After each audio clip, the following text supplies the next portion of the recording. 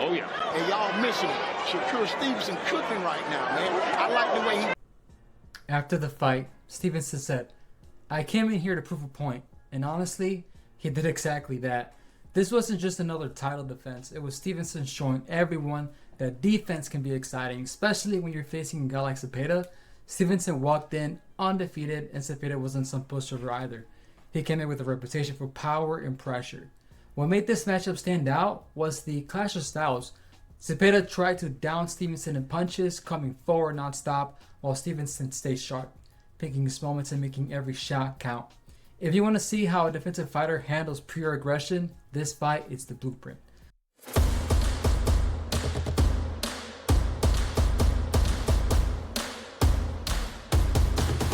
But let's really break down what makes Zepeda's pressure so relentless. Now, Zepeda's relentless pressure, from the opening bell, Zepeda set up a brutal pace. He didn't bother with filling out rounds or testing the waters. He marched forward, unloading punches and bunches, typical of a Mexican boxer, walking down, bah, bah, bah. Now, CompuBox counted 979 punches thrown by Zepeda over 12 rounds. That's not just a lot, that's a full-on assault. And it's exactly how he's built his reputation. His approach is simple: overwhelm, wear you down, and force mistakes. Now, against most fighters, that endless pressure either breaks them sooner or later. But against Stevenson, the numbers told a different story. CompuBox had Zepeda at 28% accuracy compared to Stevenson's 52%. That means out of those 979 punches, more than 700 never found their target. Every time Zepeda missed, he burned energy for nothing. By the 5th round, you could see the effects. His punches slowed, his feet dragged, and the snap was gone from his combinations. Stevenson, meanwhile, he kept his composure and let Zepeda work himself tired. There was a flash in round 3 where Zepeda landed a right hand that got Stevenson's attention. For a second, it looked like the pressure might finally pay off. But instead of switching things up, Zepeda went right back to his usual rhythm. Same combos, same targets. Stevenson responded by tightening his guard and making Zepeda pay for every wild swing. Zepeda's corner kept shouting for more pressure, but in my opinion, what he really needed was a new idea. Stevenson absorbed most of the pressure on his arms, shoulders, baiting Zepeda into mistakes before countering hard. Zepeda stuck on autopilot. He kept throwing straight shots and never tried to change angles or mix in feints. The longer he stuck to the same plan, the easier that it got for Stevenson to read him. By the late rounds, Zepeda was running on fumes, and Stevenson was in full control. The thing is, Zepeda isn't just a tough guy. He's got real power and a solid chin. But against a counterpuncher who refuses to break, relentless pressure becomes a liability. Zepeda's single-minded attack left him wide open and drained, and as his accuracy dropped, Stevenson started to shine. While Zepeda kept swinging, Stevenson was about to show what happens when every punch has a purpose. Stevenson's accuracy was the real difference maker. That 52% connect rate is elite for any pro boxer, and it's not just a stat, it's the reason Zepeda can get any momentum. Stevenson picked his moments, slipping in quick counters whenever Zepeda overextended. He didn't waste energy and he didn't rush. Every shot had a purpose. One of Stevenson's most effective tools was the jab to the body. It didn't get much attention at first, but it was doing damage. Round after round, those body jabs took a toll. Zepeda's breathing changed, his pace slowed, and you could see him hesitate just a bit more before coming in. Those shots didn't make for highlight reels, but they drained Zepeda's energy and set up everything else Stevenson wanted to do. Then there were the uppercuts. Zepeda kept dipping forward, trying to close the distance, and Stevenson was ready for it every time. He'd take a small step back, let Zepeda fall in, and there fire a perfectly timed uppercut. Landed clean, disrupted Zepeda's rhythm, and made him think twice about charging in. Timing wasn't luck, it was him reading Zepeda's habits and making him pay for every mistake. The 7th round was the perfect example. Zepeda came forward with hooks, and Stevenson slipped left, landed a hook to the body, then came up with the right uppercut in rapid succession. Zepeda didn't see it coming, and suddenly he was in the defense. That's the difference between throwing with volume and with purpose. Stevenson's combinations were tight and efficient, no wasted movement, just sharp, accurate punches. What set Stevenson apart was how he turned defense into offense. Most defensive fighters are content to avoid shots, but Stevenson always looked for a way to answer back. If Zepeda missed, Stevenson countered immediately. It wasn't about flash, it was about making every exchange count. But the later rounds, it was clear Stevenson's approach was working. Zepeda's output dropped, his attacks lost their edge, and Stevenson stayed in control. The fight was becoming less about who could throw more and more, but more about who could land better. And as Stevenson's precision kept piling up, you could sense a shift coming.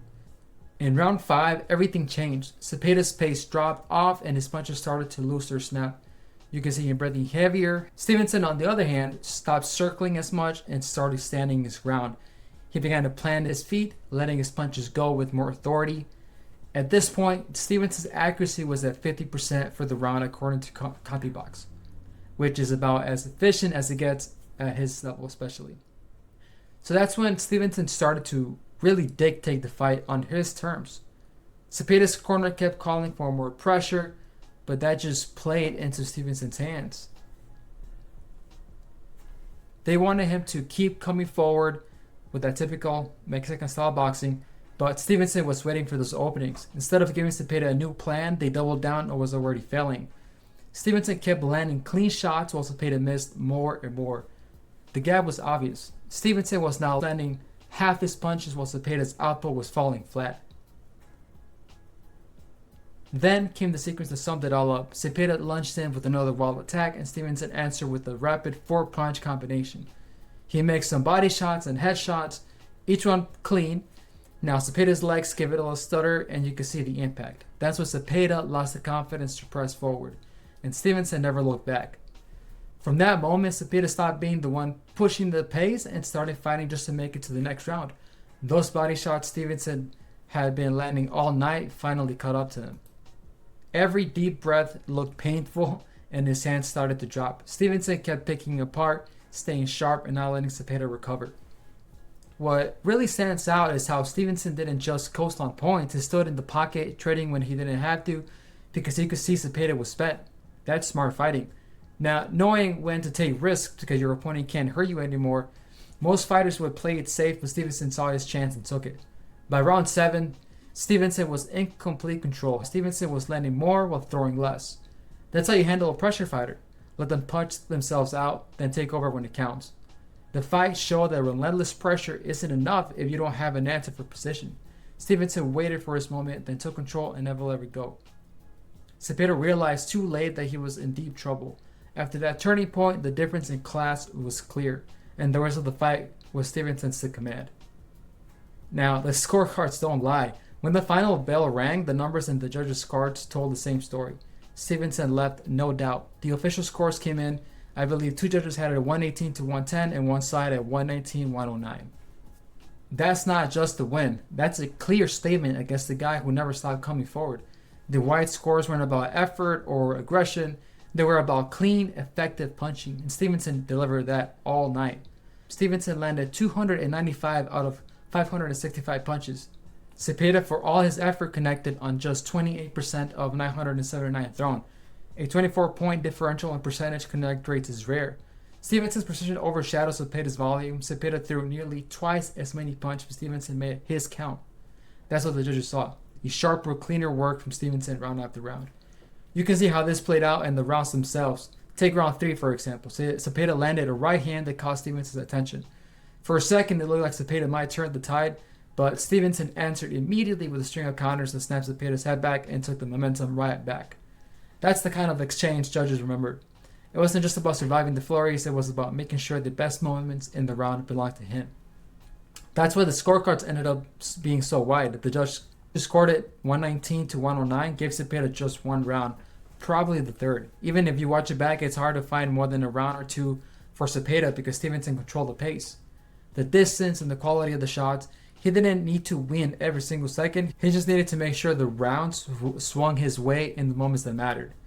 Stevenson could have played it safe once he saw Zepeda slow down, but he stood and traded, proving he could fight Zepeda's fight and still come out on top. That kind of confidence combined with the number in the scorecards answers a lot of questions about Stevenson's ceiling. And now, after a performance like that, Stevenson's reputation is getting a serious upgrade. What I believe this means for Stevenson, his win over Zepeda isn't just another notch on the record. It's a signal to the rest of the lightweight division that he's not just some defensive specialist who runs and jabs. He showed he can handle pressure, throw him back with intent, and keep his composure when things get rough. That's exactly what you need in a division stacked with fighters who can punch, move, and adapt. Some say the next logical step for Stevenson is a showdown with another top lightweight. The name that keeps coming up is Tank Davis. That's the matchup everyone wants. Tank's knockout power and aggression against Stevenson's defense and sharp counters. It's not just the hype. Tank has that kind of left hand that can end a fight in one shot, but Stevenson's movement and accuracy are the kind of tools that can frustrate even the most dangerous punchers. If Stevenson wants to prove he's the top guy at 135, this is the fight that matters. Lomachenko's another big name in the mix. He's older now, but his footwork and angles still make him a nightmare for anyone. Lomachenko will force Stevenson to fight off the back foot and deal with constant movement, something Zepeda just couldn't do. But Stevenson's jab and reach could pose up problems for Lomachenko that we haven't seen before. That'll be a real chess match where the small details decide everything. What Stevenson showed in this fight is that he's not just about avoiding shots. It's about turning up the offense when needed.